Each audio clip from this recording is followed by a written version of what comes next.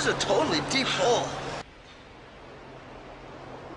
Hey, you want to play 20 questions?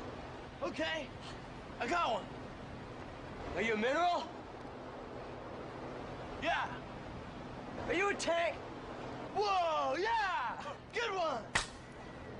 For the first time in the history of existence in 1991, we were given the only time something bogus was better than something excellent. And by that, of course, I mean Bill and Ted's Bogus Journey. Now, I do love Bill and Ted's Excellent Adventure. That film gave us all the historical information we'll ever need to know and should be taught in classrooms across the globe. But for me, Bogus Journey feels like a Excellent! creatively and ups the zany fun. And given the joyous absurdity of the news of a third film in the Bill and Ted franchise, I thought I'd revisit this classic of American cinema. Now, in 1991, we had a lot of rad 90s flicks approved classics, and in the sequel department, some pretty awesome ones, a few of which I will eventually cover. Now, what makes 1991 even more interesting of a year is the fact that Bogus Journey isn't even the best time-traveling robot movie of the month it came out. And, well, that one gets enough shine already as it is. This one takes place 2 years after Bill and Ted's time travel excursions to finish their history report to ensure that their band, the Wild Stallions, stay together to make the epic music that helps create the utopian society of the future. A future that includes a Bill and Ted University, which is where our movie starts in 2691. Our big baddie, Denomulus, a former teacher of Rufus, has grown tired of the peaceful and heavy metal-centric society,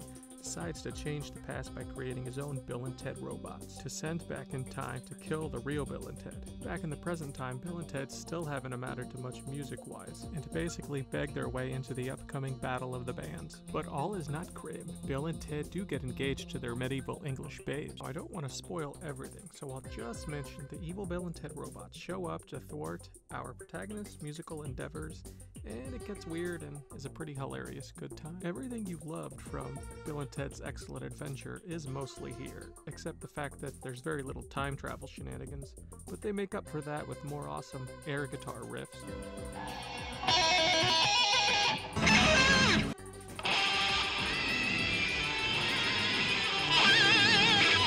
Super creative practical effects, which there wasn't really much of in the first. Conceptually, Bogus Journey feels bigger and bolder and has a slightly darker tone. And while Excellent Adventure had our lovable idiots dealing with historical figures, this one goes towards a fantasy/sci-fi kind of supernatural setting. I mean, come on, they play Twister with death. On the surface, the Bill and Ted films kind of just seem like dumb, fun, guilty pleasure movies that make you laugh at a scene you thought you were maybe too mature or smart to think are funny. Totally did it, dude!